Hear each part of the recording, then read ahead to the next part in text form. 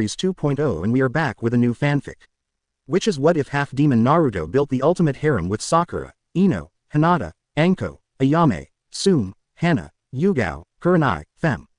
Haku, Fem, Jashin, Fem, Hidan, Fu, Yugito, Tenten, Tayuya, Kin, Karui, Samui, Shion, Koyuki, Mei, Tsunami, Tsunade, Natsuhi, Konan, and Fem. Kyubi. Part 1. And if you enjoy this fanfic then please press the like button and subscribe to my channel for more fanfic like this. And now let's start the fanfic. Frigid rain fell heavily as lightning flashed, briefly illuminating the form of a young 6-year-old blonde before thunder ripped through the skies above. Between the flashes of lightning, it could be seen that the young boy's shirt was full of holes of various sizes, exposing his malnourished body to the bitter elements. His pants in even worse condition as one of the pant legs was missing from the knee down, revealing his skinny leg. The boy continued to make his way down the empty street, as his bare feet splashed through the gathering puddles. A question any sensible person would have asked themselves upon seeing the boy would simply be, why was this child out in weather like this at this hour?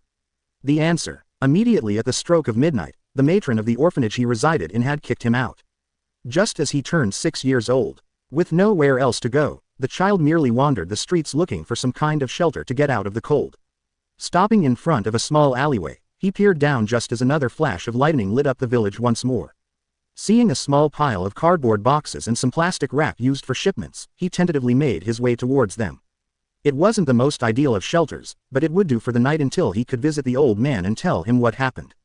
Shuffling over to the pile of debris, the young child began to set to work on his home for the duration of the early morning hours.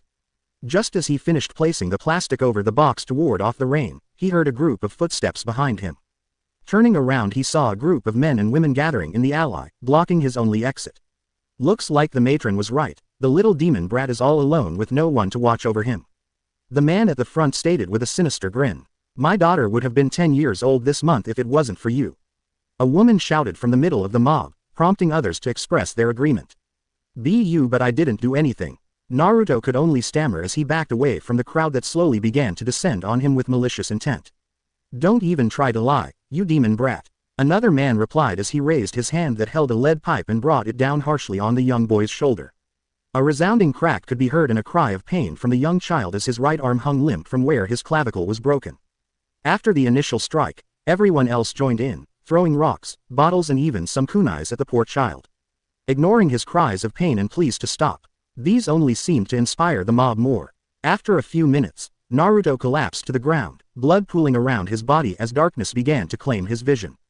Bloodied, with kunais sticking out of his chest, belly and legs. As the mob stopped, the leader of the group came forward and took out another blade. This is for my family, you demon sack of filth, he stated as he brought the blade down on the child's arm and slashing it down, opening the flesh up to expose muscle and tendons. The man repeated the process with Naruto's left leg and started to move towards the stomach when a kunai struck him in the forehead. Alarmed, the mob looked up to the roof to see a squad of Anbu. The leader of the group with a weasel mask, his Sharingan spinning furiously at the sight before him. Hawk, boar, take these people to Ibiki for his special treatment. Weasel smiled under his mask as he saw the mob's color drain from their collective faces. A few even tried to run before being struck down by the other surrounding Anbu that quickly incapacitated the rest. Having issued his orders, he jumped down to the alleyway as the sun began to rise over the horizon, giving light to the grisly scene before him. Kneeling next to the boy is another Anbu member, doing a medical scan to account for the damages done to the poor child. Report, Weasel stated, it's not good. I am detecting a broken clavicle, 3 broke ribs, a punctured lung, part of his heart is collapsed on itself and that's not counting the lacerations on his arm and leg. The female Anbu reported, holding back her sickness and anger at the sight before her. I'll take him to the hospital, Weasel stated as he carefully picked up the boy's prone body. Go and report to the Hokage immediately. Yes sir. The medic Anbu replied and shunshined off in a swirl of leaves. Weasel immediately did the same, hoping to get him to the hospital in time. For if he didn't, Kami have mercy on those involved. Naruto's Mindscape, hang in there kit, yelled the giant fox frantically as it smashed its body into the giant cage. Desperately trying to pump more of its chakra into the child, only for it to be strangled through the seal, allowing only a trickle of it to reach the dying boy. Damn seal. The boy in question slowly began to stir from his position in the water-filled room. Taking in the room around him, he began to question where he was. Did they dump my body in a sewer?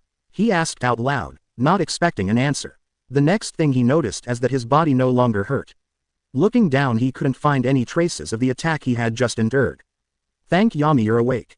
A voice behind Naruto boomed, causing the boy to spin around and come face to face with a giant fox head behind a gate, with a tag across the center that read, "Seal," in kanji. "Who are you?" Naruto stammered, taking a cautious step back. "It seems this form frightens you." The fox answered with a large smile before its body was surrounded with a red smoke, obscuring the massive body from view. A few seconds later the smoke clears, revealing a young-looking woman dressed in a red battle kimono with black hair, red eyes and 9 white tails flowing behind her. 3 red whisker marks adorn her cheeks, similar to his only more pronounced. "To answer your question, I am the reason you were attacked," the newly formed girl stated, remorse evident in her voice. "How are you the cause of it?" Naruto asked, clearly confused. "Because I am the Kyuubi no Kitsune," she clarified, waiting for the boy to lash out at her. However, nothing came. He only stared at her in bewilderment. 6 years ago, I was manipulated into attacking this village," she continued. "I am not sure who it was. The only thing I remember is being ripped out of my former host and tossed out into the world before a man in an orange mask put me under his control and had me attack the village. Then I was sealed into you. Wait, if I am talking to you now, does that mean we are inside me?" The young blonde tried to wrap his brain around this bit of information. "Yes, we are inside you. More precisely, you Mindscape," the Kyuubi answered, before turning serious. "But we are low on time. Right now, your body is dying and I can't give you enough of my chakra to heal your wounds." "What, you're saying I am dying?" Naruto exclaimed in a voice of panic. "Yes, I can only delay it," the girl behind the cage explained, hanging her head in sorrow. "I'm sorry, that damn seal is preventing me from giving you more of my chakra. Is there anything I can do?" Naruto asked as he gazed up at the gate with a frown. He may hate how the villagers treated him, but he wasn't ready to die just yet. "If you could weaken the seal, more of my chakra would be open to you," she explained. "What if I just take the seal off?" "No," the girl exclaimed, "that would only kill you. Just tear a piece of the corner off, no bigger than your thumb." Nodding, Naruto moved towards the seal. As he reached up to tear off a piece, a flash of light appeared before a sharp kick threw the boy to the other end of the room, causing him to spit up some blood, slipping into unconsciousness.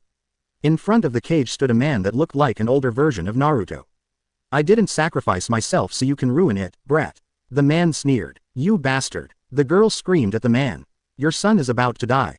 He will survive this." Minato grinned as he turned his attention to the girl. This experience will only harden him further to make him a powerful weapon for the village. "And you're going to help him? You're a heartless bastard," she snarled. "If Kushina knew what kind of asshole you were, she never would have fallen for you. And that is a ninja's greatest weapon." The blonde man grinned. "Deception. I deceived her into falling for me to secure Uzushiogakure's secrets for Konohagakure and secure its place as the most powerful hidden village. Positioning it to conquer the elemental nations with my son leading the conquest, the power of the Kyuubi at his disposal to level all opposition. You truly are a vile and corrupt man." A distorted voice echoed through the chambers, causing both Minata and the Kyuubi girl to look around for its source.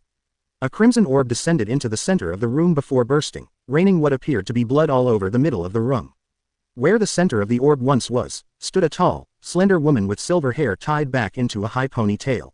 Resting along her shoulder is a large triple-bladed scythe, made of a black material of some kind, giving it a wispy-like appearance. Her blood-red crimson eyes focused on the former Hokage, causing the man to shudder under her gaze. "Who the hell are you?" Minato asked, regaining his composure. "Who I am is of no concern of yours, mortal," the woman replied coldly as she gripped her weapon and pointed it at Minato. "Just know that I have come for your soul." "Then it's a shame my soul already belongs to the Shinigami," he smirked. "I am aware of this." The woman gave a sinister grin, causing a cold shiver to travel down Minato's spine. "Unfortunately for you, Shinigami Ni-san is my brother and has given me your soul for punishment of your vile actions." Not giving the blonde man any chance to retort, the silver-haired woman drove her scythe forward, impaling the chest of Minato, causing him to elicit an earth-shattering scream of pain as his soul was absorbed into the woman's scythe. "I shall enjoy feasting on your corrupt soul, Minato Namikaze." She grinned as the last traces of the fourth Hokage dissipated. With the task done, the silver-haired woman turned her crimson eyes towards the Kyuubi girl, causing the young girl to shrink back in fear. Unsure of what this woman could do to her. "Now that that bastard is taken care of, let us see about saving young Naruto-kun," the woman replied as she walked over towards the seal and examined it. "I can't remove the seal, but I can alter it so that you can aid him more efficiently. Do you intend on making him a weapon with my power as well?" The girl asked cautiously. A weapon? No, I intend to make him my champion. The woman smiled as she began to move various symbols around the seal. Almost immediately, the Kyuubi girl could feel her chakra pouring into the young boy. Real world. The Anbu known as Weasel stood over young Naruto's hospital bed as the heart monitor steadily beeped. He was still infuriated as to what had just happened. He literally had to threaten one of the doctors to get the boy taken care of, and because he didn't trust the hospital staff to do their jobs without bias, he stood over them as they worked to stabilize the boy. Soon, he was joined by the Hokage himself. Weasel quickly gave him a full report of what he encountered. The elder man was even more upset that the Anbu was and had ordered the rest to investigate the matron at the orphanage, insisting that they bring her to Ibiki for questioning of her negligence, as Naruto was to be under her car until he was at least old enough to attend to academy. In silence, they stood by the boy's side when they noticed Naruto's body being surrounded by red chakra, causing some fear from the village leader that the Kyuubi may be attempting to escape. However, his fears were quickly dispelled when he saw the grievous wounds healing themselves. Hokage-sama, what just happened? Weasel inquired as the red chakra began to seep back into the boy, having healed all of his wounds and mended all of Naruto's broken bones. It was almost as if the attack never happened. I am unsure, but I can only surmise that young Naruto's tenant doesn't want to die and is healing Naruto to keep itself from dying. The elder man explained as best it could. Naruto's mindscape. Naruto groaned as he slowly came to, half expecting to find himself in a completely new area. Looking around, he was somewhat relieved that he was still within his mindscape. Although, instead of the blonde man that had attacked him, there was a silver-haired woman conversing with the girl behind the cage. Ah, you're awake, the silver-haired woman stated, making her way over to the young blonde. Are you okay, Naruto-kun? Kyuubi asked in concern. I'm okay, he grunted as he stood up, looking at the newly arrived woman. Who are you? I am Jashin, the goddess of blood and carnage. The woman replied with a smile that strangely enough, was kind and gentle considering her title. Now, first things first. How about we do something about this sewer? What do you mean? Naruto asked, a bit confused. This is your mind, Naruto-kun. Jashin explained. You can change it to how you see fit. It is only like this because all you have known is loneliness and pain. Instead, imagine being in an open meadow, surrounded by a lush forest. Imagine a peaceful stream flowing through the meadow. Naruto closed his eyes, and began to imagine what the goddess described. Slowly the sewer-like setting began to dissolve as birds could be heard chirping. A cool breeze blowing against his skin as the sound of honeybees going from flower to flower. Opening his eyes, he could only marvel at the sight before him. An open lush meadow, with a stream flowing through the center surrounded by the lush forest Jashin had described. Sitting in the center of the meadow was the Kitsune girl, her tail stretched out, enjoying the cool breeze. No longer confined behind the cage-like prison. Instead, a silver necklace was around her neck with the kanji for seal dangling from the silver chain. Jumping up, she quickly ran towards the blonde boy and tackled him in a hug, giving him kisses along his cheeks. Thank you, thank you, thank you, she repeated, tears of joy streaming down her face. You're welcome, Kyuubi, Naruto said, hugging the Kitsune back. Ari, she replied. My name is Ari, Kyuubi is only a title. You're welcome, Ari-chan. The blonde smiled. Ari blushed at the suffix, but smiled nonetheless. Well done, this is a massive improvement over that sewer. Jashin commented as she scanned her surroundings, bringing the attention back to her. Thank you for your help, Jashin-sama, Naruto expressed, turning towards the woman. Please, call me Jashin-chan, or just Ya-chan for short. She smiled, causing the poor boy to blush. Now that you are out of danger, let us get to the real reason for my visit to you, Naruto-kun. Naruto nodded, curious as to what the goddess would want with him. He didn't think himself anything special when compared to other kids his age. The real reason I am here, is to offer you a deal. Jashin began. I have watched you for some time now, from the day of your birth up until now, and you have interested me greatly. Despite your constant mistreatment and neglect, you persevere through it all and push forward. That is why I want to make you my champion. Your champion? Asked Naruto, a bit uncertain what was being asked of him. Yes, should you accept, I will grant you a gift of power to help you through your conflicts. However, while I will grant you this gift, it will be up to you to learn how to use it to its fullest extent, the goddess answered. What power would you give him? Ari asked, a little curious. The power over shadow and darkness. The goddess grinned. Normally I would grant my champion immortality, but Naruto-kun is special and deserves something more unique. What would be required of me in being your champion? Naruto asked. Simple. Jashin started. You would be tasked with 2 missions. 1. restoring my name in the elemental nations that has been desecrated by the cults that have sprung forth, claiming to do vile things in my name. Second, you will be asked to reap corrupt souls for me. However, you will not be tasked with these in the near future. Before I accept, I have one question. The blonde stated, power doesn't come without cost. What would be the price of accepting this gift? Despite his young age, Naruto had been forced to grow mentally early on to avoid traps and other things during his young age. This question earned him a smile from the goddess before him. Very wise, and you are correct, this power will come at a cost. Jashin stated, in order for your body to accept this power, I will have to change you to a Hanyu. A half-demon, so I would become what the villagers accuse me of. Naruto asked, a little frightened at the idea. He was already hated as is, if he were to become a demon it would only increase their hatred of him and no doubt more mobs would chase after him.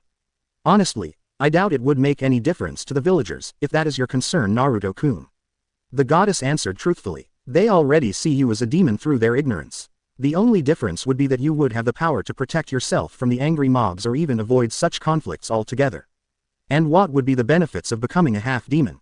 The boy asked, trying to cover all of his bases before making such a big decision. Aside from the powers I am granting you, she quirked an eyebrow, earning a nod from the young boy.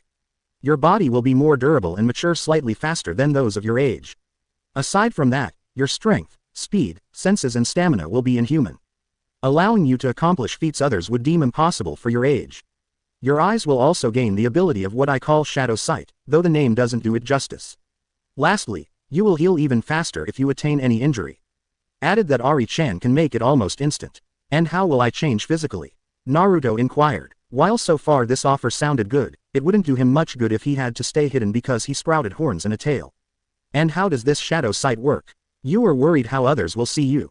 Jashin smirked. Fear not, your physical changes will be minor.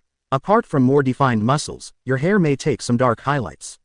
Though if you are enraged, other features will become more prominent, such as elongated canines, sharp claw-like fingernails, and your cute little whisker marks becoming more defined. As for your shadow sight, as I said, the name doesn't do it justice.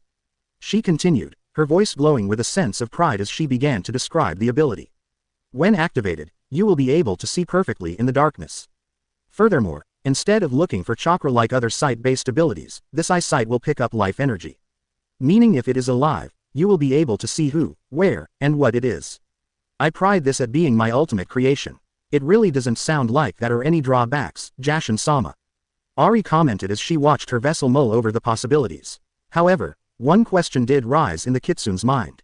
Anyo, if he accepts, what will happen to me? Nothing, came Jashin's reply. The seal will still be in place, so you would continue to exist albeit in a naturally stronger vessel. After a few minutes, Naruto sighed and looked to the goddess in front of him before smiling. Very well, Ya-chan, I accept your gift, he replied, earning a gentle smile from the silver-haired goddess. I am glad, Naruto-kun. She smiled as she slowly walked towards him, kneeling down so she was face to face with him, causing the poor boy to blush at the close proximity between the two of them. I will not lie to you, you will feel some pain when you wake up. Naruto merely nodded in acceptance. After this attack, he doubted he could feel a worse kind of pain. Gently, the goddess cupped both of his cheeks and brought him closer to her. Before he could react, she kissed him on the lips, once again causing the poor boy to blush deeply, having never done anything like this before. As she did so, dark energies began to flow from her body into his.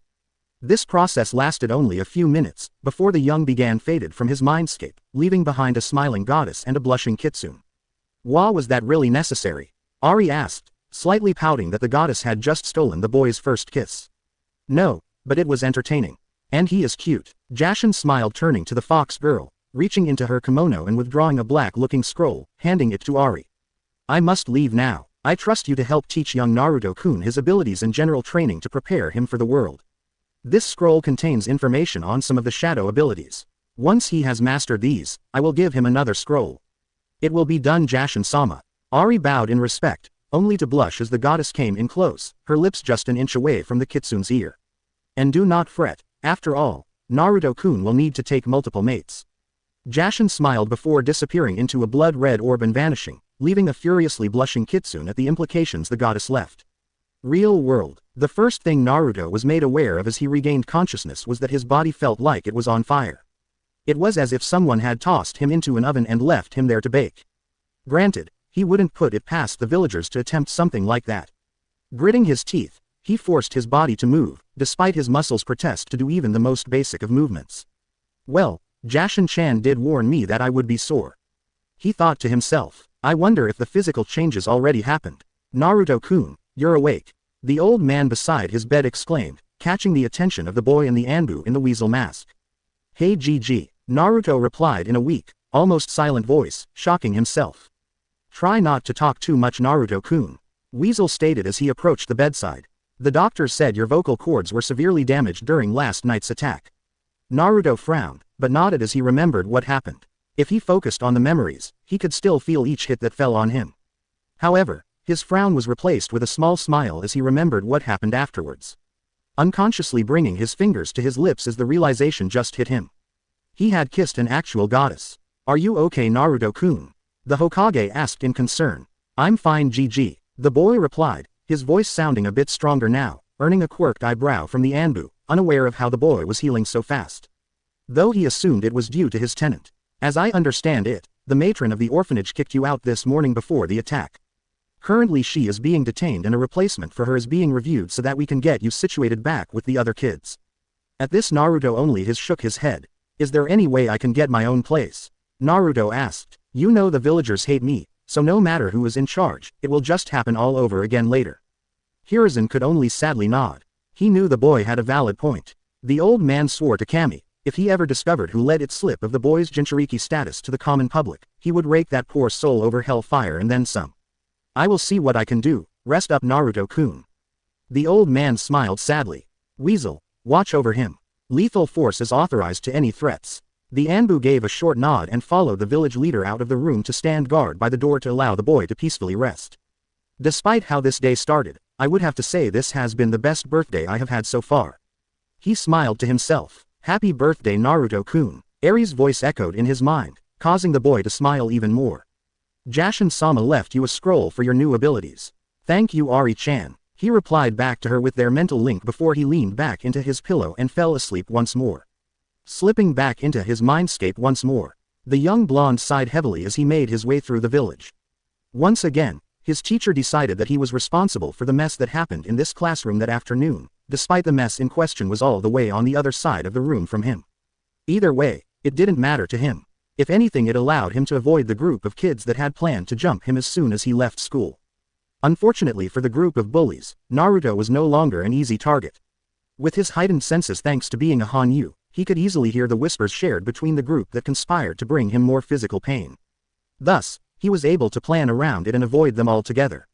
The wrongfully delivered detention just made it easier for him.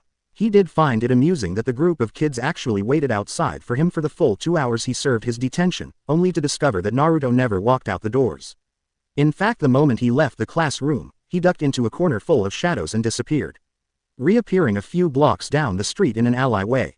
Using one of his favorite new abilities from the black scroll he had gotten on his 6th birthday, the Shidusutepu Shadow Step.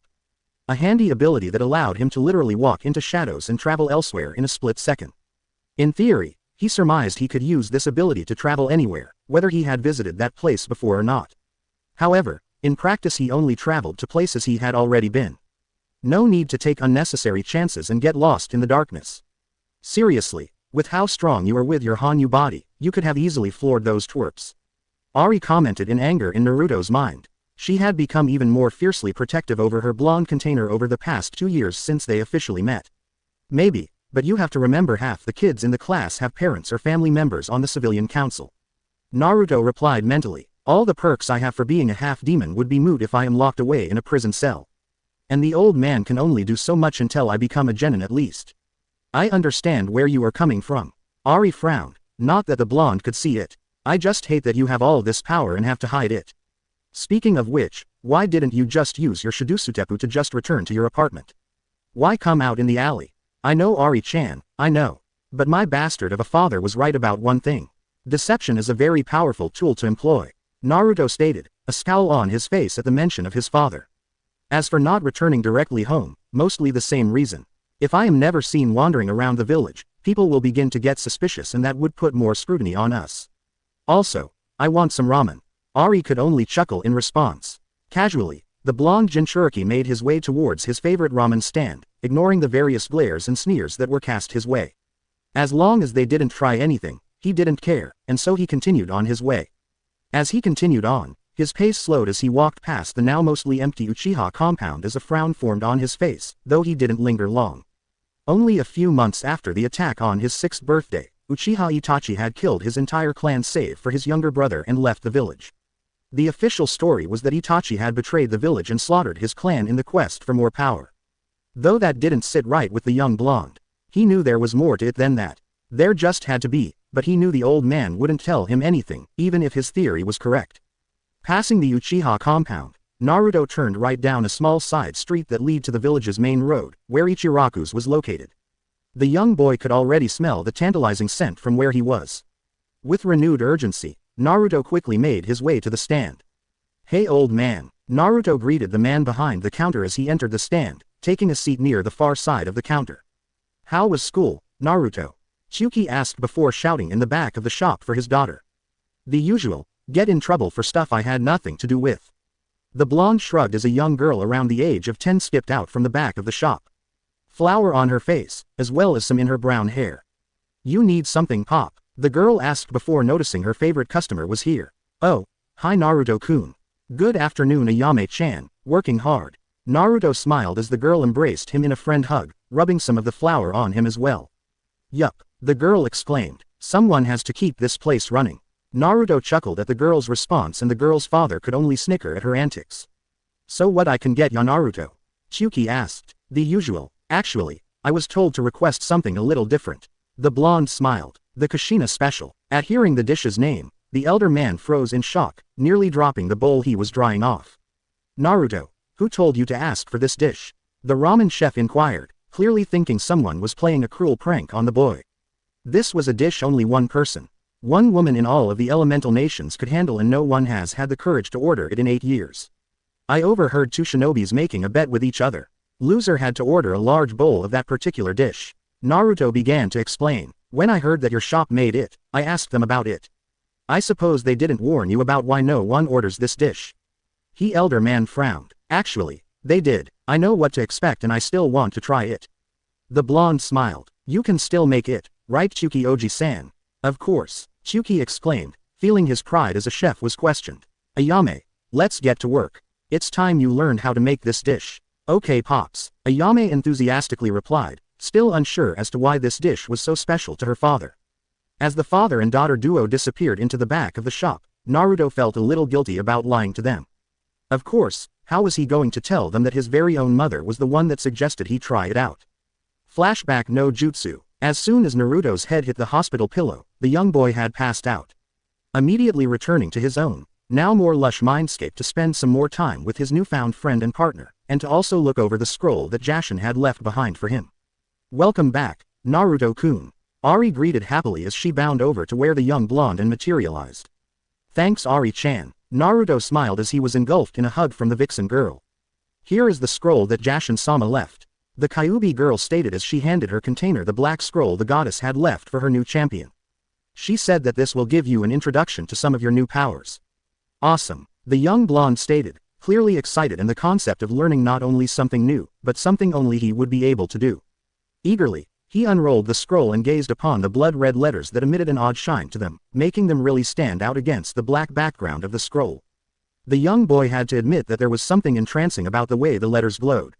Just as the two were about to delve into the knowledge the scroll held, a sudden bright flash of white light caught their attention. Alarmed, they stood up with Ari standing in front of Naruto in a defensive stance, determined to protect the young boy. As the light died down, a lone feminine figure stood in the center of the field, clearly upset about something. "Minato, where the hell are you?" the woman shouted. "I swear to Kami that I will rip your spine out and beat you to death with it." Maybe upset wasn't the exact word to describe the strange woman's current mood. The two remained quiet as the woman continued to rant and yell of the graphic things she was going to do to Naruto's father. As the two silently observed the woman, Ari's eyes widened in realization. "Kushina-chan," the Kyuubi girl asked, a little unsure.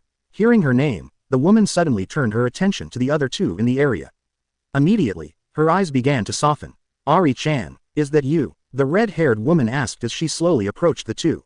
Earning a nod from the fox girl, She then turned her attention to the blonde-haired boy next to the Kyuubi. Then that must mean. Without hesitation she immediately burst forward and engulfed Naruto into a firm, but loving hug. Afraid to let this moment go as tears streamed down her cheeks. "I'm so sorry Sochi," she whispered as she kissed his cheek. Naruto for his part didn't know what to say or do as the woman continued to say she was sorry over and over again and begged for his forgiveness that he had to shoulder such a burden. A few seconds ticked by before it all clicked into place. Gently, he embraced the woman back, giving his mother a firm hug. "It's okay Ka-san, I don't blame you," he whispered, tears now starting to form in his eyes. "I swear to Kami, if I ever get my hands on that bastard of a husband of mine." "We know, you were very vocal and descriptive of what you were going to do Ka-chan." Kushina blushed at the comment. "Also, you don't have to worry about him anymore," Naruto continued, earning a confused look from his mother. "Jashin-chan took his soul earlier today," the blonde boy explained. Upon hearing the name Jashin, Kushina's eyes widened in fear. Also the fact that her son had added the chan suffix at the end of the brutal goddess's name only elevated her worries. She knew that the life of a Jinchuriki was hard and full of suffering, but did her child really suffer so much as to become a Jashinist? "So Sochi, are you a?" She couldn't finish her question, but Naruto understood what she wanted to ask. Taking a step back away from his mother, the young blonde let out a sigh before he turned his attention back to his mother. He could see the fear in her eyes about what his answer was going to be. "Am I a Jashinist?" he asked for her, before shaking his head. "I am not sure if a simple name like that would apply to me really. I suppose I should begin with how my birthday started." With a frown, Ari sat down next to her container, not really excited to relive the morning's events again. But, the boy's mother needed to know about the life her son has led so far. "Today was my birthday," Naruto began. "You would think a kid my age would be excited for it. But for me, this day always brought pain as it's also the day my bastard of a father defeated the Kyuubi. Every year on my birthday, the matron of the orphanage would ensure I was locked or kicked out for some reason or another just so the mobs can organize their so-called fox hunts. It usually ends about how you're imagining it." For her part, Kushina was becoming more and more livid at the actions of the villagers. The same villagers that her ever-so-loving dear of a husband had promised would take care of their son in their absence should the worst come to happen. Her eyes suddenly widened. This is what that bastard meant by taking care of their son. This year was the worst, and the best at the same time, ironically. Naruto smiled, breaking his mother out of her chain of thoughts. "This time, they actually almost succeeded in killing me. Ari-chan did her best to try and heal me. But the damage I had taken was too much, especially with the way that bastard had to seal done. It also didn't help that the bastard made his appearance to make sure I didn't tamper with the seal. Bastard even attacked me, to ensure I couldn't get to the seal. Saying he wasn't about to let me undo his sacrifice." Naruto-kun fell unconscious again after being struck. Ari started, filling in for when Naruto was knocked out. Though, in theory he could have remembered it either way since they were within his mind when it happened. "I argued with the bastard as he gloated about deceiving you with his lies. Acting all proud and how Naruto-kun would become colder after he survived his experience and become the village's weapon to bring the other nations under Konohagakure's rule. And then, Jashin-sama came." Ari continued with a smile. "She took Minato Tem's soul to torture for eternity. But, his soul was given to the Shinigami," Kushina stated, confused at the events as well as worried that even the Kyuubi spoke about Jashin with respect. "Shinigami-sama is her brother, and he gifted her his soul." Ari smiled again. "After she took the Tem's soul, she altered my seal to allow me to feed Naruto-kun more of my chakra to ensure he would live. It was shortly after that I awoke to find both Ari-chan and Jashin-chan talking." Naruto spoke again, bringing the attention back to him. "Sochi, why do you keep using Chan when talking about Jashin?" Kushina asked. "Well, she kind of asked me to." The blonde chuckled, rubbing the back of his head. "Anyways, we talked a great deal and she offered to give me power, but at a cost." Cautiously, he looked at his mother and could see that she was afraid of what he was going to say. However, he was also concerned with how she would react when he tells her that he is now a half-demon and Jashin-chan's champion. "To help me avoid future fox hunts and the hatred from the villagers, she gave me a special power. A bloodline if you will. However, the price is I am now a half-demon." "Ahan you. Why?" Kushina exclaimed. "Why would you agree to such a thing?" "Because I was tired of fearing for my life," Naruto bluntly stated, snapping his mother out of her hysteria. "And I know what you're thinking, and no. Jashin-chan didn't manipulate me into agreeing to accept her gift. We talked in detail about the pros and cons of it. In the end, I saw that the pros greatly outweighed the negatives." "It's true Kushina-chan." The Kyuubi girl spoke up again. Jashin-sama spoke the truth about what changes would happen and Naruto-kun desperately needed a way to escape the hunts. Besides, I think he looks cuter now. Ari-chan, are you flirting with your godson? The red-headed woman asked in a teasing tone. Godson? Naruto inquired, confused by this new development. Yeah, Kushina-chan kind of made me one of your godmothers before you were born. Ari rubbed her left arm in embarrassment. Anyways, the blonde Hanyu began. After giving me her gift of power, she made me her champion. When I am ready in terms of skill and strength, I am tasked with restoring Jashin-chan's name to the world and wiping out the cults that have defiled her name. Cults? Kushina asked. I was under the impression that these cults did as Jashin commanded. And therein lies the problem. Naruto sighed. You see, these cults work in their own self-interest and will sacrifice anyone, regardless. Does Jashin-chan want souls? Yes, but only corrupt souls. These cults defile her name. So you see Ka-chan, you don't have to be afraid of Jashin-chan. Okay, I see, was all the elder Uzumaki said, wrapping her mind around the information she had just been given. But I do have a question. Ari-chan said she was one of my godmothers, who are the others? Tsunade Senju, one of the 3 legendary Sannin. His mother replied with a smile. Your father though, named Jiraiya your godfather though. Then I know who not to trust. Naruto frowned. After his first impression of his father, he didn't trust anyone associated with the man, and with what he learned from Ari-chan, he would wager that his godfather would also seek to manipulate him to further his father's plan. Too bad Jashin-chan put a wrench in their plans. Kushina for her part could only nod in agreement. She never liked the perverted old man to begin with, and after her son's experience with his father, she couldn't blame him for not trusting anyone connected to the bastard.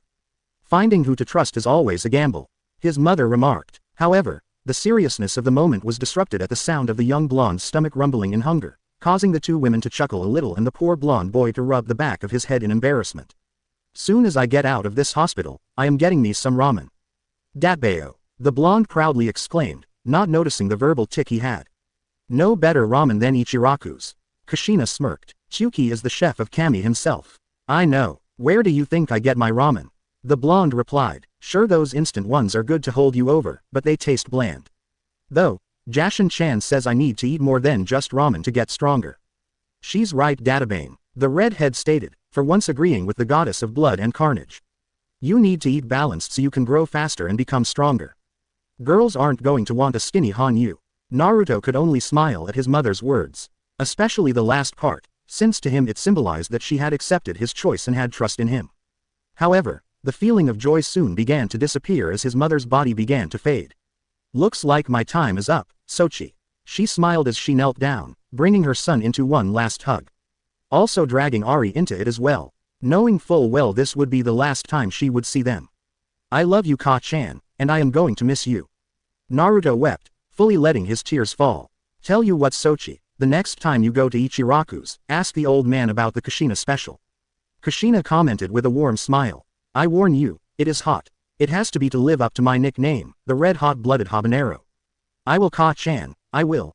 He smiled. Slowly, while still embracing the 2, Kushina faded away one final time, leaving 2 grieving individuals. Flashback no jutsu dispelled. Naruto couldn't prevent a few tears from falling at the memory of his late mother.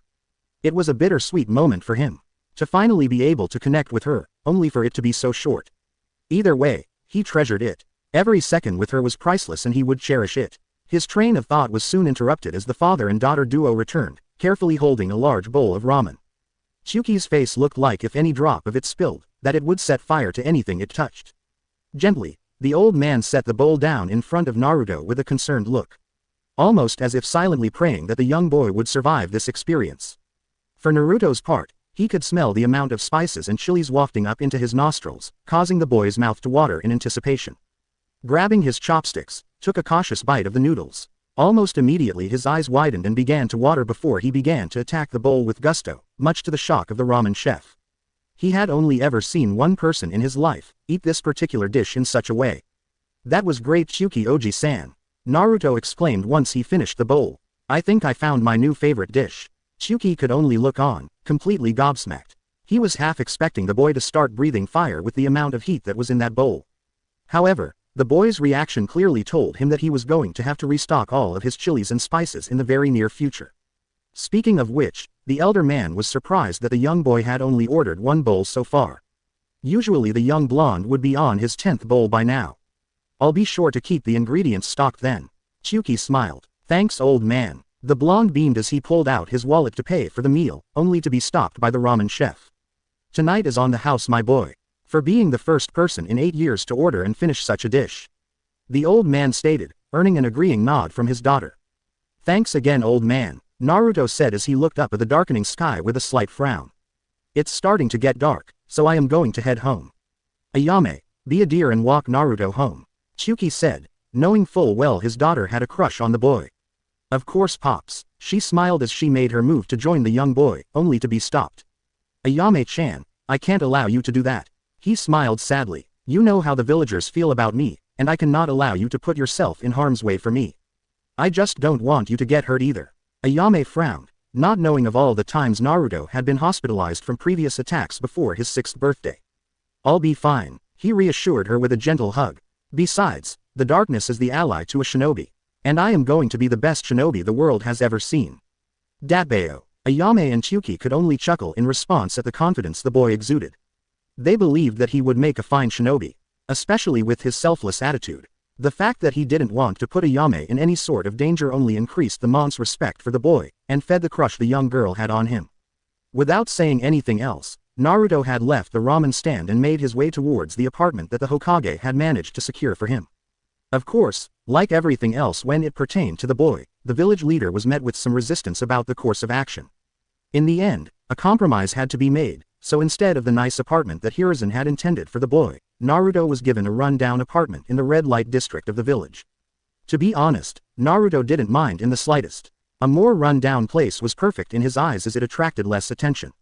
Not to mention, he really didn't want to have a nice apartment ruined for the inevitable graffiti and such that were bound to happen. And it did. No sooner had the blonde moved into the apartment, did the walls begin to get covered in various forms of graffiti. While the vandalism riled up the Kyuubi girl to no end, Naruto merely ignored it. Knowing full well that until he became a shinobi, there was little he could do to retaliate in any form. Thurr-he-ish, slurred a drunken man, as he stumbled out of Shushuya, one of the village's more popular pubs. Due to its close proximity of the village's more perverted and carnal secrets. Lests got him. Despite the incoherence of the man, other patrons who were less intoxicated were quick to jump to the mon's call. Grabbing bottles and other items that could be used as weapons to attack the 8-year-old, the group of a dozen or so began to chase after the boy. Paying no mind to the young girl crouched on the roof overlooking the street. A scowl dug in deeply on her face. Here we go again, Naruto sighed mentally as he took off down the street at speeds faster than a normal 8-year-old. Much to the anger of the mob behind him. Get enough distance between me and them. Duck into the alley and disappear into the shadows and watch as they rage yet another failure to corner me. Ari could only giggle in response. While she wasn't too fond of running, she couldn't help but admit how hilarious the end result would be. Even she learned a few new profane words from the mobs that failed in their assignment. As planned, Naruto quickly ducked into the alleyway and was running to the end where the darkest shadows were. However, he didn't expect some shinobi to be in the mob as a kunai whizzed by his cheek, catching the blonde's attention. You're pretty fast for a demon brat, the nameless shinobi stated with a grin as he pulled out another kunai. Yeah well, when you have morons constantly trying to kill you, you learn to move fast. Naruto shrugged, not showing any signs of worry, though he was a bit disappointed that his initial plan had fallen through, leaving him no choice but to show off some of his powers in front of witnesses. By now the rest of the mob had caught up, some of them winded from the distance they had to run to catch up to the demon brat. Clearly not happy about having to run just to catch up with the brat. Well, you won't have to worry about that anymore. The shinobi grinned maliciously, because you won't survive after tonight. Without waiting for a reply, the shinobi of the group quickly threw the kunai he had in his hand at the blonde boy. However, to both parties' surprise, it never made it as a second kunai came from above and knocked the first out of the air. A few seconds later a lone feminine figure jumped down from the roof. Naruto noted that she had purplish hair, tied up into a pineapple-like fashion. Her burgundy t-shirt hiding her figure as a pair of khaki shorts rounded out her outfit. You lot are pretty brave when teaming up against a kid, she replied as she twirled a kunai in her fingers as she stared down the mob. Figures, now that I can look out for myself someone decides to interfere. Naruto frowned to himself, not that he didn't appreciate the help, but with the girl now defending him, he couldn't in good conscience abandon her here. No surprise the snake whore would defend the demon brat. The male shinobi taunted, earning a glare from the girl in question. However, her glare turned into a sinister grin as a snake she had summoned previously closed in on her opponent's leg. Without warning, the snake struck, sinking its fangs deep into the shinobi's flesh, injecting a massive amount of venom as it did so. Yelling out in pain, the man kicked the snake away before turning back to the woman before him. In a last-ditch effort in killing not only the snake whore, but the demon brat as well, he tossed a final kunai with an explosive tag attached to it. Seeing this, the purple-haired woman cursed and turned and lunged towards the blonde-haired boy, covering him as the explosion went off, sending massive amounts of shrapnel and other debris all over the alleyway. A fair amount hit the girl along her back, ripping her shirt and skin as blood began to pool around her. Two pariahs didn't have much time to consider their position as the wall fell over, burying the two in a pile of dust and debris. Luck was on their side as it had left a big enough pocket for them to not be crushed. However, that didn't raise Naruto's hopes any. The girl who had risked her own safety was in serious condition, and he knew that by the time anyone took the time to investigate, she would be long dead, and no doubt he would be blamed for it. "Ari-chan, is there anything I can do?" the blonde mentally asked, as he could feel the girl's body growing cold from the blood loss she was suffering from her wounds. "There is one thing, but I don't know how the girl will react when she wakes up," the Kyuubi girl responded, though already not liking how things were turning out. "What do I need to do, Ari-chan? You need to mark her as your mate," was the Kyuubi girl's simple reply. A simple reply that seemed to hit the blonde like a ton of bricks, no pun intended due to the situation they were in currently. "Wait, what? It's the only way. You have to inject your Hanyu chakra into her so that she can heal," Ari quickly explained, knowing that they didn't have much time and if her container wanted to save this girl's life, this was the only way to succeed. "You need to do it now. Just bite her on her shoulder and inject your chakra into her." Not arguing, Naruto gently turned the unconscious girl around so that she was facing him. He couldn't help but note that she was cute. With some encouragement from Ari, he leaned down and bit into the girl's left shoulder and began to pump his chakra into her. Slowly, he could feel warmth coming back to her skin as his chakra began to heal her wounds she had sustained from the explosion. Suddenly, off to the left side of his face, an audible pop sound was heard as smoke rose up from the base of her neck. She must have had another mark, not a maid mark but a servant mark. It felt tainted, Ari concluded. "At any rate, your mark overpowered it and destroyed whatever was in it. I just hope that mark wasn't special to her." After a handful of seconds had passed, Naruto released his jaws from the girl's shoulder and saw as a black sun-like design appeared on her shoulder with a black fox-looking head with red eyes in the center of it. The sun's flames took the form of tails, 9 of them, sprouting out from behind the fox head. "So this is what my mark looks like?" he questioned mentally, liking the design of it. Even Ari was in awe of how it looked, secretly hoping she would get one too. A blush appearing across her face at the thought. The blonde boy and his tenant were taken out of their thoughts as the girl before them began to groan, signaling that she was waking up. Slowly stirring, she sat up and groggily rubbed her neck where her former curse mark used to be. "Are you okay?" Naruto asked, even though she was. Physically at least, his chakra saw to that. Mentally and emotionally though, that was a different question. "The hell happened?" the girl asked, still a little disoriented from the events. "You saved me from the mob that was trying to kill me," the blonde answered, catching the attention of the girl finally. "Why did you risk yourself to save me?" "Because you needed help," she simply answered with a shrug. In truth, she didn't know why she got involved. All she knew was that she just hated the idea of a mob of cowards would gang up on a kid and even threaten to kill him. Another thing that was making its rounds within her mind was how she was feeling. She remembered the kunai being thrown, the explosive tag going off, her jumping to cover the boy and then, blackness. Now however, she felt like she was more in tune with her surroundings. Not to mention, despite the blast, she felt no pain anywhere on her body. "What happened to me?" she asked, looking in the direction the boy's voice came from. Only able to make out his silhouette as various clouds covered the moon that filtered into the cracks of the debris pile.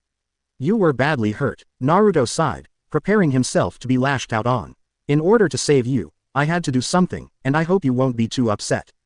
Being greeted with only silence, the boy continued. "Your injuries were life-threatening," he began. "In order to save your life I had to mark you." "Mark me?" Her tone was clearly displeased. "Yes," Naruto sighed as he prepared for the worst. "Truth is, the villagers are right. I am a demon, or at least a half-demon thanks to their attack on me 2 years ago. So in order to save your life, I had to mark you as a mate." "A potential mate," Ari chimed in as she began to remember smaller details about the marking ritual. "In order for you two to become mates, she must accept and mark you back." "Sorry, potential mate, this stuff is still pretty new to me." He nervously chuckled. "Great," the girl sighed. "Another mark. I may as well just start collecting them since I seem to attract them." "You only have one," Naruto commented. What do you mean only one? I got marked by that snake bastard 6 years ago. She exclaimed. My mark overpowered his and destroyed it. The Hanyu explained as the moonlight lit up the inside, fully exposing both of their faces to each other for the first time. For her part, she was taken back by how handsome the boy was, despite being a good 6 years younger than her. His blue ways seemed to glow in the darkness, giving off a sense of intimidation to an enemy and comfort to an ally. Even more so, she was shocked that she had been freed from the snake bastard by this boy. Reaching up, she trailed her fingers across where it once was only to find nothing. No lumps or anything to show it was there. She did though, feel the slight rise in her skin where her new mark was. Though she couldn't see it, she traced around its design, making a mental note to take a look at it in a mirror as soon as she could. Don't worry, it should disappear in a week or so, Naruto explained. The only way it would stay is if you were to mark me to accept it and thus, agreeing to be my mate for life. And just how would I mark you? She asked with a slight grin as the clouds covered the moon once more, delving the two into darkness once more. Same way I marked you. He shrugged, not knowing just how close to danger he was as he continued to recite what Ari was telling him. You would have to bite my shoulder and inject your chakra into me so that they mix and form a bond. However, doing this will also change you into a Hanyu as well. Without warning, the girl moved forward and grabbed the young boy, sinking her teeth into his left shoulder as well, drawing some blood to the poor boy's dismay as he felt her chakra start to enter his body. Out of instinct, he clamped down on her shoulder as well, almost as if sealing the ritual and mating the two for life. Once she was down, the girl sat back and wiped the blood from her mouth, giving it a timid lick as she noted its flavor. So what's your name? The girl asked in an embarrassed tone. Shouldn't we have established that before we mated for life? Naruto quirked a brow, though he couldn't help but chuckle. Anyways, I am Naruto Uzumaki, resident demon brat. The sexy and no longer single Anko Mitarashi. The girl now identified as Anko introduced herself, earning another chuckle from the boy in front of her. Nice to meet you, he smiled. The young Hanyu sighed as he walked into the classroom. The entire morning, his tenant was ranting up a storm over the outfit he had decided to wear during his academy days. A bright orange and blue jumpsuit that all but screamed, "Kill me." To everyone, sure, the female kitsune understood her container's reasoning, but she still didn't like it. And she made it known, vehemently. Naruto only chuckled at the Kyuubi girl's antics. Cocking his head to the side, he let out a second soft sigh and quickly moved to his seat towards the back of the classroom, just in time to avoid being trampled by two girls. Sasuke-kun, the pair of girls exclaimed as they pushed through the door. One with pink hair and one with blonde. Upon realizing that they both called for the same boy, they shot each other a hateful glare. Naruto only frowned in response of the scene in front of the classroom. These two had been like this the entire month and a half since the academy started. Always vying for position to earn the last Uchiha's attention and affection. Despite it being obvious that the emo had no interest whatsoever in the opposite gender. Leading to a few rumors that the raven-haired boy played for the other team. His eyes wandered to the pink-haired girl, Sakura Haruno. A girl from a civilian family, though her mother had a spot on the civilian council and was one of his primary antagonizers to constantly try and call for his banishment or execution. Though each attempt always got overruled by the old man, despite only having her father to help teach her, since he was a former shinobi though retiring at the rank of genin, Sakura had initially shown promise of being a capable kunoichi. However, that opinion quickly began to deteriorate ever since she became a fangirl of the last Uchiha. Allowing his eyes to travel over to the next girl, Ino Yamanaka, hailing from a clan of mind walkers. Naruto had met her father on occasion when he would meet up with Anko after one of her torture sessions. Inoichi was head of the interrogation division, whilst Anko would torture other criminals and captives for information. Like Sakura, Ino had the markings of a great kunoichi, but also like her pink-haired rival, she squandered it all for the attention of the brooding emo. Naruto then turned his attention to the source of the girl's obsession. Sasuke Uchiha, only survivor of the Uchiha massacre. As a result, the boy was pampered beyond belief by the civilians and civilian council alike. As such, the raven-haired boy's ego and arrogance had inflated to an insane degree. Constantly thinking he was better than anyone and that everyone was entitled to give him what he wanted in order for him to kill his brother and restore his clan. Letting out a soft sigh, the Hanyu turned his attention to his next classmate. Kiba Inuzuka of the Inuzuka clan. On his head, sat the boy's faithful Ninken, a white dog named Akamaru. For the most part, Naruto had no issues with the boy's clan, but Kiba himself was a different story altogether. He was brash, arrogant almost to the Uchiha's level, constantly bragging about being an alpha and that everyone should respect him and all girls should want to be with him. This has caused lots of friction between the Inuzuka boy and his mother and sister. Naruto recalled one particular moment when the young Inuzuka had even attempted to get with his Anko-chan. Before his mate literally threatened to castrate the young boy if he even glanced in her direction, giving the dog boy a cut on the cheek to emphasize her point. Since then, Hiba had avoided the snake mistress at all costs. Unfortunately, it didn't teach him anything, as the boy continued to harass various girls in the class. Shaking his head at the memory, the young blonde then turned his attention to another classmate. Shino Aburame, a bug user from the Aburame clan. Like the Inuzuka clan, they were renowned trackers, using their bugs to detect chakra signatures and even neutralize targets by depriving them of their chakra. Unlike his Inuzuka counterpart, Shino was quiet and collected, rarely speaking out unless spoken to, rarely showing any emotion at all really. Naruto deduced that it had something to do with the boy's connection to his Kikaichu that forced him to remain stoic. Behind the Aburame sat the Hyuga heiress, Hinata, oldest daughter to the current clan head. Naruto noted that she was shy and timid, making the Hanyu wonder why she had chosen to become a kunoichi to begin with, as these were two traits that didn't mix well with the profession. Though he surmised there was no doubt pressure from the girl's father and clan elders, from the rumors he had heard about the Hyuga clan. On top of her timidness, he could see the girl already lacked self-confidence with the way she dressed. Covering every part of her body with heavy clothing, leaving only her head and hands exposed. Though this seemed to work in her favor, as his modest outfit had kept her off the radar of the Inuzuka boy. To be honest, Naruto wasn't sure how the timid girl would react if the boy turned his attention towards her. Considering her lack of confidence in herself, the Hyuga heiress wouldn't be able to reject the Inuzuka boy and be trapped in a relationship where she would only be viewed as a trophy rather than a real mate, despite the boy's constant use of the word. Frowning at the last thought, he turned his eyes towards the next student. Choji Akamichi of the Akamichi clan, who also owns and operates the village's unique barbecue restaurant that he had visited from time to time, as the Akamichis were one of the few that didn't ostracize him, and it helped balance his diet with various meats his body needed to continue to grow. As for Choji, Naruto didn't have any issues with the rotund boy. Though he did note that the Akamichi was sensitive about his weight, prompting him to retaliate against anyone who poked fun at it. However, all anyone had to do was just research the basic information of the Akamichi clan, and they would know how foolish it would be to poke fun at them. In a word, the clan was made of powerhouses, each Akamichi member able to turn their calories into chakra, giving them a vast supply. Not only that, their own clan jutsus were something to behold and respect, as it allowed them to enlarge themselves with the strength to match. Choji would no doubt become very strong once the boy hit his prime. Then there was the last notable classmate, sitting just a few desks away from Naruto in the same row. Shikamaru Nara, fast asleep on his desk. The boy's clan techniques were similar to the ones that Jashin had given him, though to a much lesser degree. Manipulation over shadows to entrap their opponents if the Nara's shadow made contact with their enemies. The Hanyu made a silent vow not to encroach on the clan's own technique, despite it being well within his ability to do so. If Naruto had to describe the Nara boy in any capacity, it could easily be summed up by one word. Lazy. Everything to Shikamaru was troublesome. It seemed that the only Naras that were motivated to do anything were the female members of the clan. Which, according to Shikamaru, was troublesome. The rest of the classroom was comprised of various civilian kids that wanted to be a shinobi. Naruto wondered if they were fully aware of the life they would lead if they made it through the academy. Though he knew a majority of the female populate of the class wouldn't make it past the exams in their 4th year.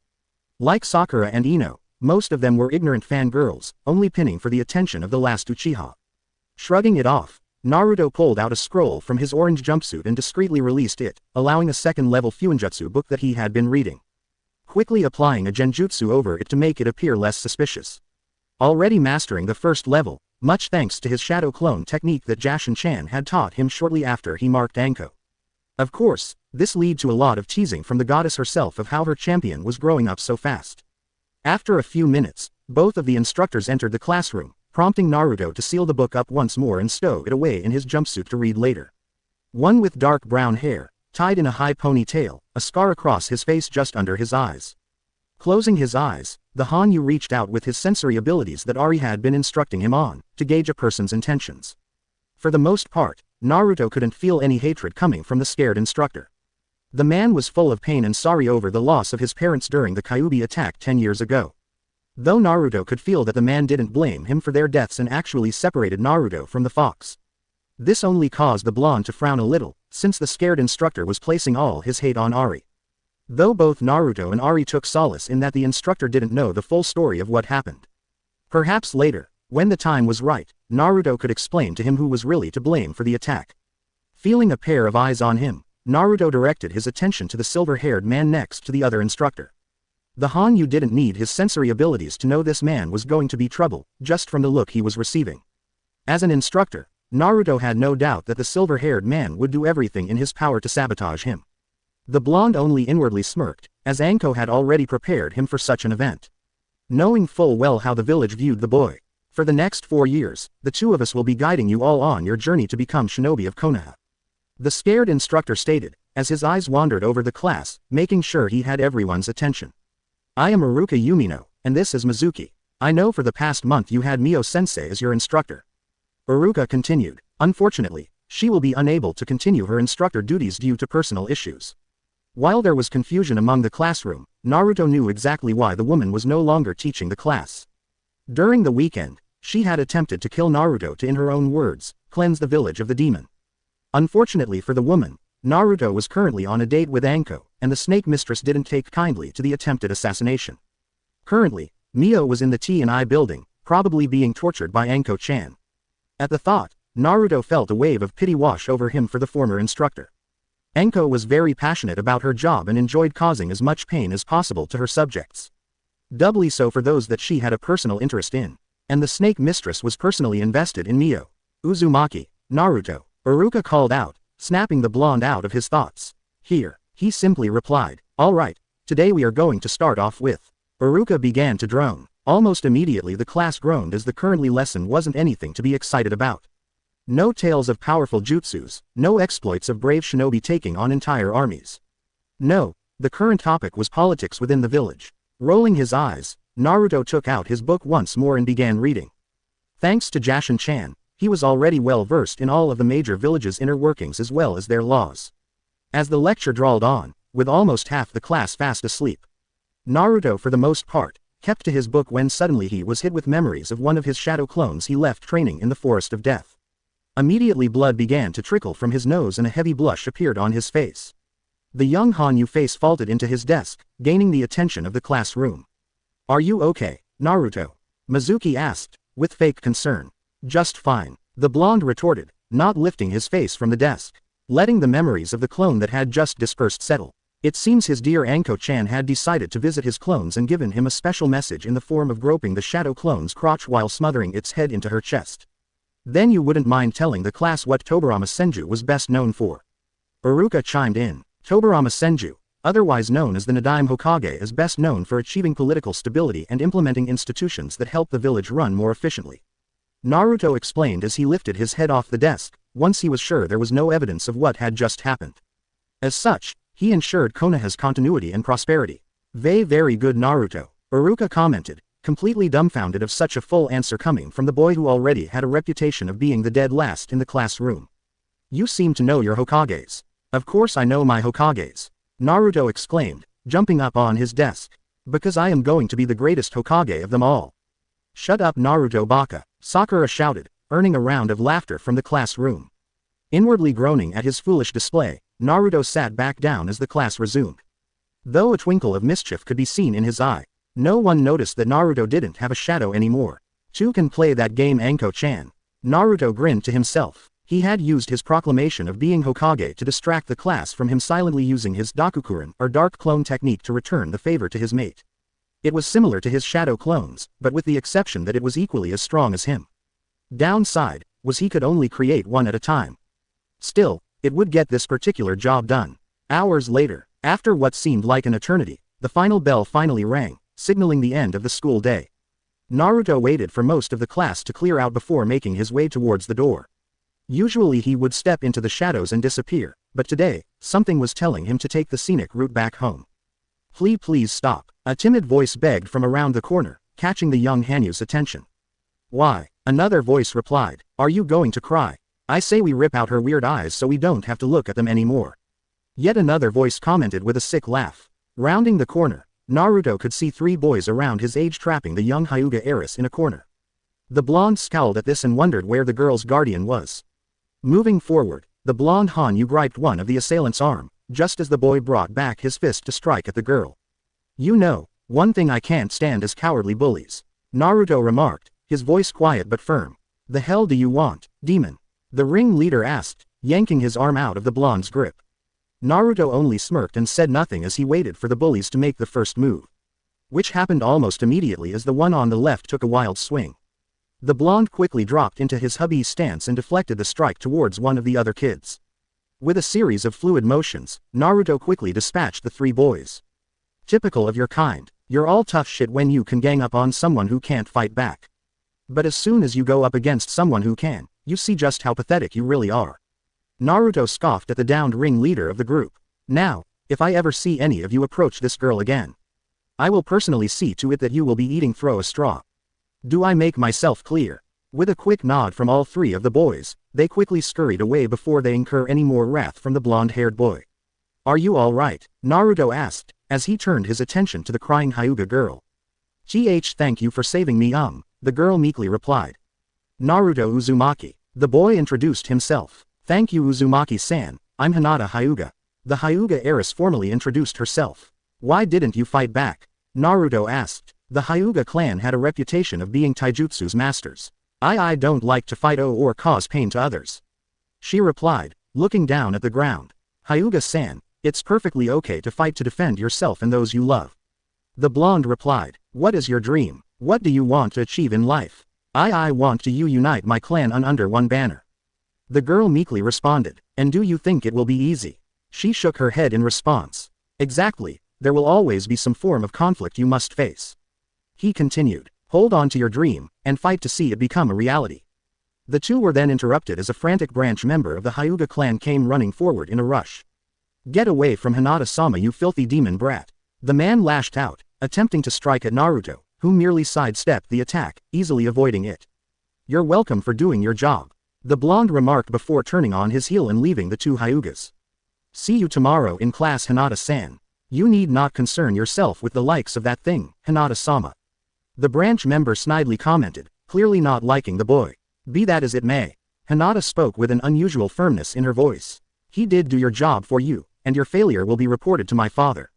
The branch member gulped in fear, but bowed his head, accepting his fate, before leading the heiress back home.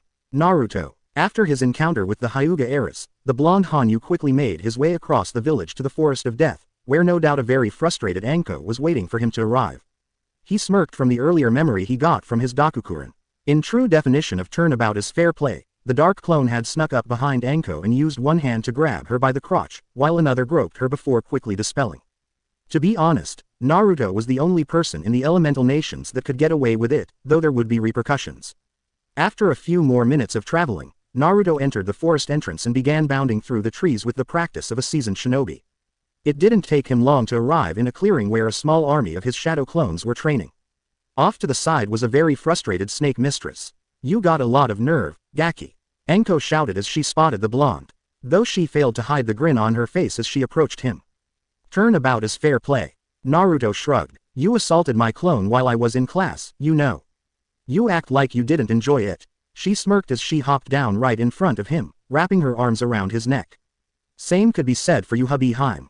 He grinned, wrapping his arms around her waist. Without waiting another second, both closed the distance and let the lips collide into a feverish kiss, built up from pent-up frustrations all day. Mostly on Anko's part, it took all of the snake mistress's mental fortitude to remind herself that Naruto was still only 10 years old, despite his body looking at least 2 years older than he actually was. After a few moments, the two broke the kiss, with Anko having a glazed look in her eye due to the feeling of euphoria of being in proximity to her mate. Naruto mirrored her feelings. One of the benefits of the mate's mark they both had was that they could feel each other's emotions and it amplified positive feelings for one another. However, it also increased their own sexual desire for one another. The snake mistress was more than willing to satisfy that desire, but Naruto was firm that they at least wait until he graduated the academy, which she reluctantly agreed to. I see my two favorite Hanyus are behaving themselves. A distorted voice called as a blood-red sphere floated down before bursting, exposing the beautiful goddess of blood and carnage. As well as two frustrated Hanyus can, Jashin-chan. Naruto smiled as he reluctantly released Anko. The snake mistress herself had met the goddess just shortly after her encounter with Naruto that fateful night. To say she was shocked would have been an understatement. The usual boisterous Kunoichi was completely speechless that her mate was the champion of the goddess of blood and carnage. Though after a short talk with the goddess, Anko converted into being a true Jashinist. To what do we owe the honor, Jashin-sama? Anko asked respectfully. I came to witness Naruto-kun's progress. The silver-haired woman smiled as she ignited a wispy-looking black scythe in her hand, giving the appearance it was made from darkness itself. Making sure her champion got the message. Smirking, Naruto stepped away from Anko as he activated his own Dakibudo, having it take the form of his preferred weapon. A double-bladed scythe, similar to how Jashin's looked with the same wispy appearance, wafting off the dark energy weapon. Dispel your clones, and we shall begin. Jashin instructed as she erected a massive barrier around the training ground, ensuring that no one within the village would detect the massive amount of energy that was about to erupt between the two. Doing as he was instructed, Naruto began to dispel all of his shadow clones in small clusters as the memories flooded his mind. Anko took this as a signal to get back a safe distance, retreating to the far end of the training ground, perched on one of the higher tree branches. Giving the snake mistress a good view over the entire field. An eager grin on her face. After all, it wasn't every day you got to see a spar with an actual goddess. Silence hung in the air as the two stared each other down. Without warning, Naruto charged forward before abruptly disappearing into the shadows, only to come up behind the goddess and take a swing at her, only for her to twist and block the attack with ease. Smirking, the goddess retaliated, and unleashed a fury of blows from multiple angles, all of which the young blonde flawlessly deflected before renewing his attack on the silver-haired woman. Swinging down hard above her, Jashin brought up her scythe and blocked it only to see Naruto dissipate into thin air. Reacting on instinct, the goddess jumped up into the air, just as the blonde came up from underneath her. Very clever, my champion. Jashin praised the blonde for his ingenuity to use the goddess' own shadow as a means to teleport under her. Using my own shadow to your advantage. Thank you, Jashin-chan. The blonde grinned at the compliment his goddess had given him. Though he didn't dwell on it as he summoned his Dakukuren, dark clone, from his shadow and began a 2-on-1 assault on the goddess. The goddess only smirked as she twirled her scythe and deflected all of the blows, before hooking the dark clone's scythe with her own and forcing it forward only to be decapitated instantly. Naruto flinched at the memory he received, but didn't let it slow him down as he ducked under another wide swing from the goddess, narrowly avoiding her blade. Seeing an opening, Naruto pivoted and hooked the end of his scythe in between the goddess' legs and yanked it as hard as he could, causing the silver-haired woman to lose her balance for a split second before she corrected herself and followed the motion. Her body was going into a perfect backflip, righting herself just in time to block another strike from the blonde. The two continued to trade blows for another 2 hours before the sparring session began to wind down. Despite his abundant stamina and Hanyu-reinforced body, the young blonde was gasping for air as he fell to one knee, though still determined not to give up. If it wasn't for his accelerated healing, he would have also had numerous cuts all over his body, though only his torn cloths showed any signs that he had been hit. You lasted 2 hours against me. Jashin smiled, clearly happy with how well the young blonde did. It seems you have mostly mastered your scythe. The only thing you lack is true in-field experience. Thank you, Ya-chan. Naruto panted, though he did feel a sense of pride to have lasted as long as he did against an actual goddess. Even though she was holding back considerably and didn't use anything other than her own weapon to combat him. While Naruto had pulled out all stops and used everything at his disposal. That being said, while you are proficient with your scythe, I strongly recommend learning to wield a secondary weapon to fall back on. The goddess advised, you may find yourself in areas where you will be unable to use your scythe to its fullest. Any weapon you recommend, seek out Yugao Uzuki, the silver-haired goddess stated. She is your village's most skilled kenjutsu users. Her skills easily rival that of 7 ninja swordsmen of the mist. I will seek her out immediately then. Naruto bowed his head in respect to the goddess, even though she had told him time and again that he didn't need to. Until we meet again, my champion. The goddess bid her farewell to the young Hanyu before she disappeared, allowing the barrier she had erected fall. Shortly afterward, Anko dropped down from the tree she had perched herself on while she witnessed the battle. The snake mistress had seen the two spar before, but each time had left her in awe and a bit envious. Silently, she wondered just how well she would fare against the goddess. Hey Anko-chan, do you know someone named Yugao Uzuki? Naruto asked, as she came up behind him. Why, looking to get another girl already? She grinned, teasing the poor boy. Not my intention, but you know I am a sucker for strong and sexy girls. He smirked, but Jashin-chan suggested I seek her out and ask her to train me in kenjutsu. Yeah, I know her. She is Anbu Neko. I think you've seen her a few times while she was on duty. Anko commented, if I remember correctly, she has today off. You may be able to find her at the dango shop. Thanks hubby Haim. Naruto smiled as he brought his snake mistress in for another kiss. I better go try and find her now. You do that, I need to go take a really cold shower. The snake mistress pouted. That spar got me all hot and bothered. I will graduate before you know it. He reassured her as he kissed her one more time before letting them both sink into the shadows. A few minutes later, after dropping Anko off at her apartment so that she could release some of her frustration, Naruto quickly made his way towards the main street of the village. Ignoring the various sneers and glares he received, the blonde Hanyu navigated his way through the busy street until he drew near to the dango shop Anko and told him about. While I appreciate the gesture, I am simply not interested in you in a romantic way, Hayate-san. A purple-haired woman around the age of 18 commented as Naruto entered the shop. I really wish you would reconsider, Yugao-chan. The man replied, coughing a little. I think we would be great together and I would treat you like a goddess. Well, looks like I found her. Naruto thought to himself. Now how to approach her without being rude. I don't doubt that. The woman sighed, clearly showing signs of being annoyed. But as I have told you, I am already in an arranged marriage. Well, at least Anko-chan doesn't have to worry about me bringing her home now. Naruto snickered to himself quietly. Come on, your would-be fiancé doesn't need to know you had a little fun before you got hitched. Hayate replied with a grin, before he started coughing again. This caused both Naruto and Yugao to narrow their eyes simultaneously. Naruto had always looked down on those who were unfaithful in any capacity. Even more so when those individuals were involved in a relationship. Not having anyone growing up, Naruto took loyalty, honesty, and integrity very seriously. Yugao on the other hand was absolutely disgusted with what her fellow shinobi was suggesting. It gave her the impression that he only wanted her as a conquest to brag about later. Throwing his earlier words out the window about treating her as a goddess. Deciding it was time to step in, Naruto approached the purple-haired beauty. Excuse me, are you Yugao? Naruto asked, catching the attention of both the young woman and Hayate. Yugao looked over the young blonde for a moment, narrowing her eyes slightly, though not in a disdainful way. In reality, she felt something she recognized with the boy though couldn't put her finger on what it was. Yes, I am Yugao. She replied, I was told by someone I trust to ask you about training in Kenjutsu. The blonde explained, so you want to be a swordsman, huh? She smiled. I may be able to give you a few tips, but first I have an idea, Hayate interrupted, earning a glare from Naruto and a scowl from Yugao, neither that he noticed. How about both of us give you some pointers? I am a Kenjutsu user as well. You get your training, and maybe Yugao-chan and I can get to know each other better. Hayate-san, I have been patient enough with your pursuit of me. Yugao gritted out, the answer is no, and I will not seek to have fun before I meet my potential fiancé. If you continue to insist, I will make a formal complaint to the Hokage about your harassment. Besides, Naruto grinned, not wanting to miss out on getting his shots in since the man had already rubbed him the wrong way. I was instructed to seek out only Yugao as her skills rival that of the 7 swordsmen of the mist. I highly doubt your skills would even compete with hers. At that, Hayate scowled and left the dango shop in a huff.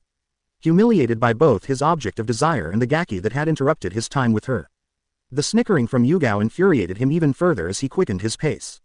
Thank you for that, Naruto Uzumaki. The blonde introduced himself. You said your mentor told you to seek me out. Anyone I should know? She quirked an eyebrow as she leaned down just a little so that she was face to face with him. Tell her who I am. Jashin's voice echoed in his mind. Jashin-chan. As soon as he said the goddess's name, Yugao's eyes opened wide in shock.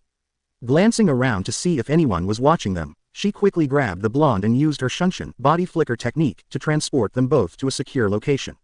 Once she was positive that no one was around, she turned and eyed the blonde.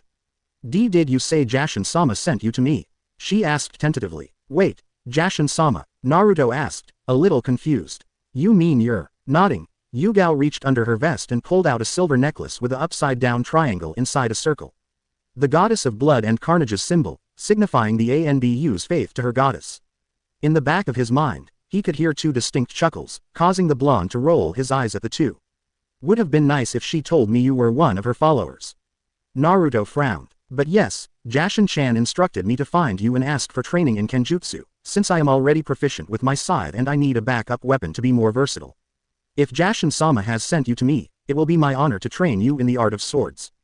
Yugao smiled, proud that she was serving her goddess. I look forward to learning from you, Yugao-san. The blonde bowed to his new sensei. You wouldn't be Jashin-sama's champion, would you?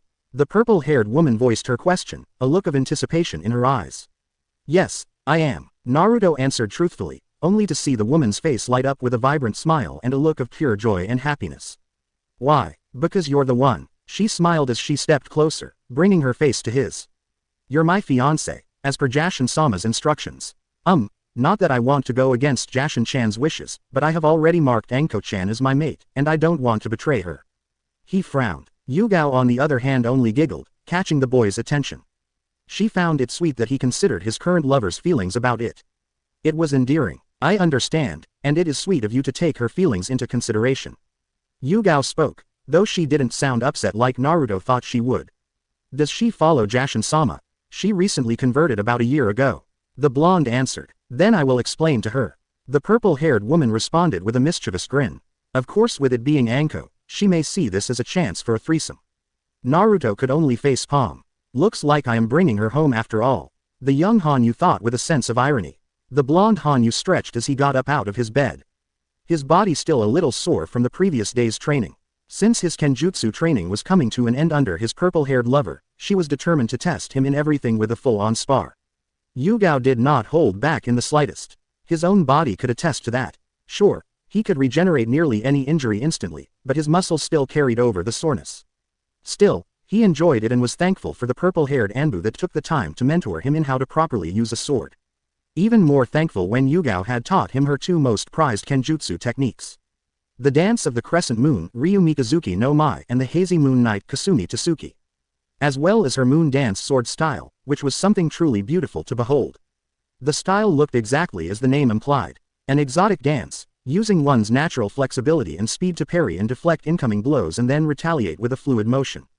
Finishing his stretches, Naruto made his way to his bathroom for a quick shower, grabbing a clean pair of boxers and a towel before turning on the cold water. He gave up a long time ago with the hot water since it was always off anyways. No doubt due to tampering from the landlord. Sure, Naruto could report it to the Hokage, but the old man had enough on his plate what with running the village and dealing with the council, and the young Hanyu didn't want to add to it with something as minor as this. Besides, if the blonde really wanted to take a hot shower, all he had to do was go to Anko's apartment, and he would only have to give up his privacy in the shower. Not that he minded in the slightest, since these times were used to alleviate some of their frustrations, though Naruto still hadn't budged on going all the way until he graduated the academy, much to Anko's dismay. The only reason he hadn't just moved in with his mate was because of the village's stupid laws about non-immediate family living with higher-ranked shinobi. Claiming it would put the other students at a disadvantage. Naruto scoffed at that. It was clearly a law that put more favor for the clans of the village than anything about actual fairness between students. The stupid law was the same reason that prevented him from moving in with his other mate, Yugao. True to her word, the Neko Anbu sat down and spoke to Anko about the arranged marriage that Jashin had set up between her and Naruto, and emphasized that the poor blonde was unaware that such an arrangement was made. The snake mistress on the other hand, took it surprisingly well and was almost giddy at the concept of the blonde Hanyu having another woman in his life, citing that he shouldn't get too cocky, because he has to share. It was on that night after everything had settled, that Naruto marked Yugao as his second mate, and turning her into a Hanyu just like him and Anko. Turning off the shower, Naruto smiled at the memory. The only downside was that since most of the civilians already knew about his and Anko's relationship, mostly due to the boisterous snake mistress proclaiming it, he had to keep Yugao and his relationship a secret from the common populace. The blonde frowned at that. He really didn't like hiding Yugao-chan like that, even though the purple-haired beauty told him it was okay. He knew there was one way to get around that, but he needed proof. Hard, concrete proof that no one could deny, namely the council, about his heritage and clan status as a sole survivor of the Uzumaki clan. The Clan Restoration Act, or CRA for short. Originally Naruto had no intention of even looking into it. He was happy with Anko as she was a kindred spirit and knew his pain. However, upon learning that Jashin-chan had arranged the marriage between him and Yugao-chan, he knew it would come up eventually. Shaking his thoughts, Naruto quickly dried himself off and slipped on his orange jumpsuit. Chuckling a little at the groan in the back of his mind. Soon Ari-chan, and you won't have to see them anymore. Naruto reassured the fox girl.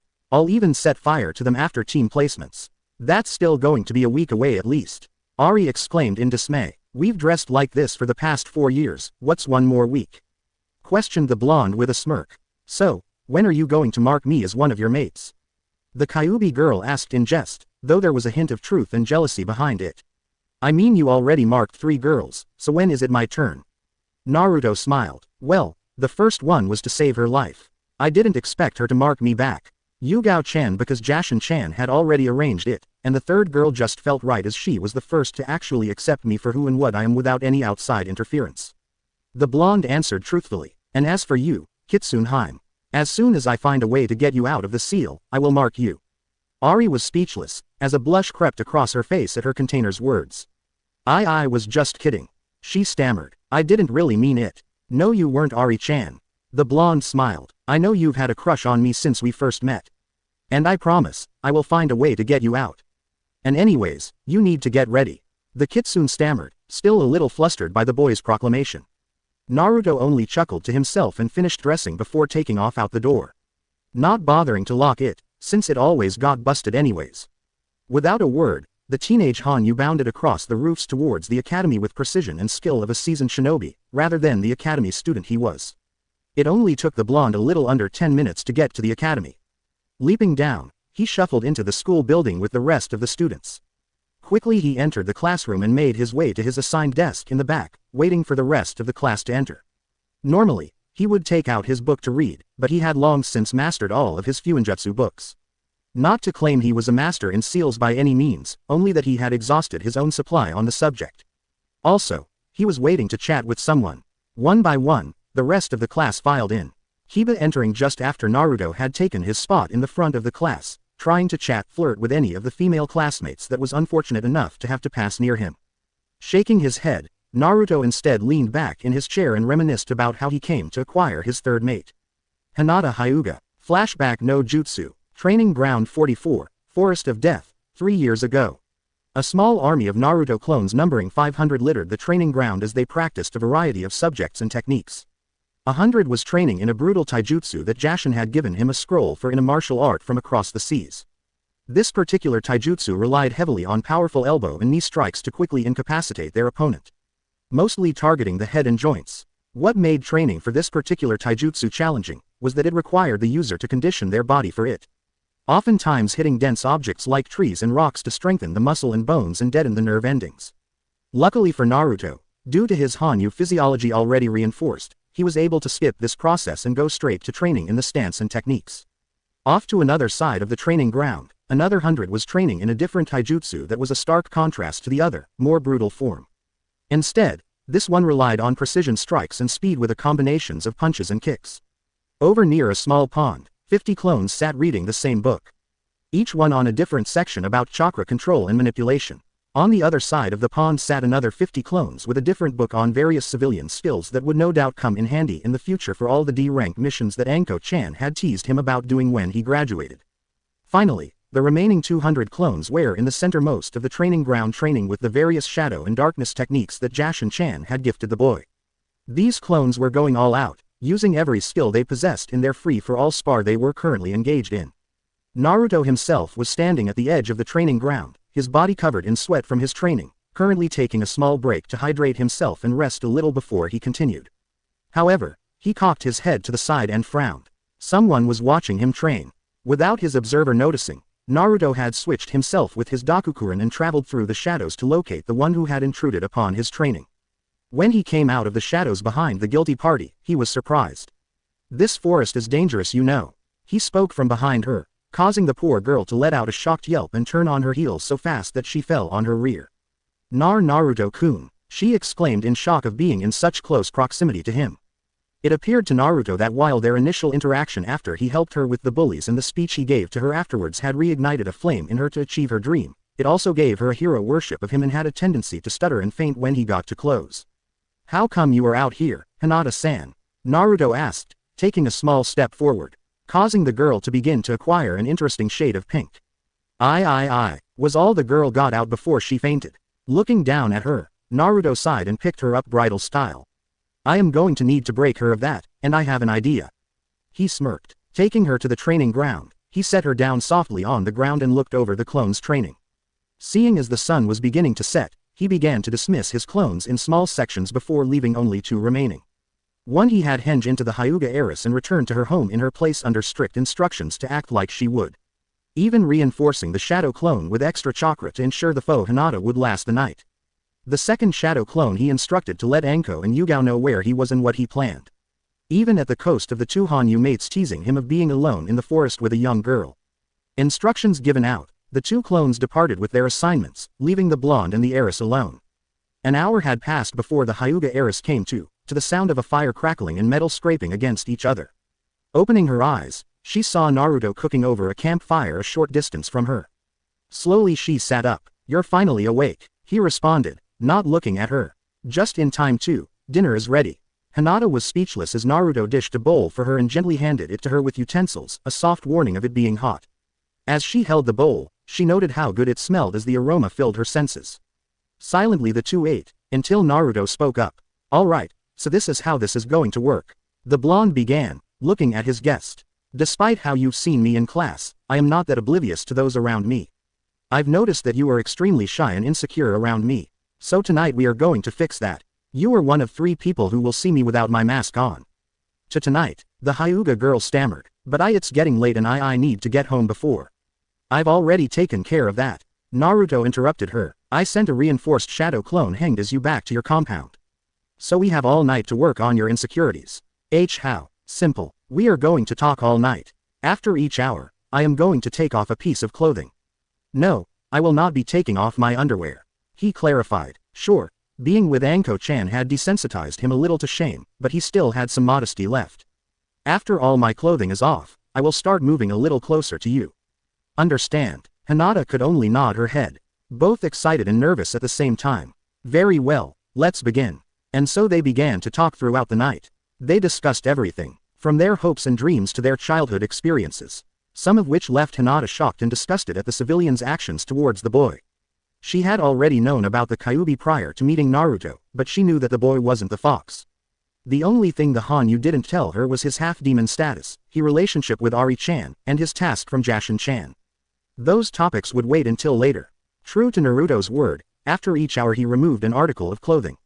Until he was eventually exposed to the young girl only in boxers. Eventually as the sun began to rise, both Naruto and Hinata were sitting side by side on the log. The boy still in just his boxers. His plan had worked perfectly, and the once shy Hyuga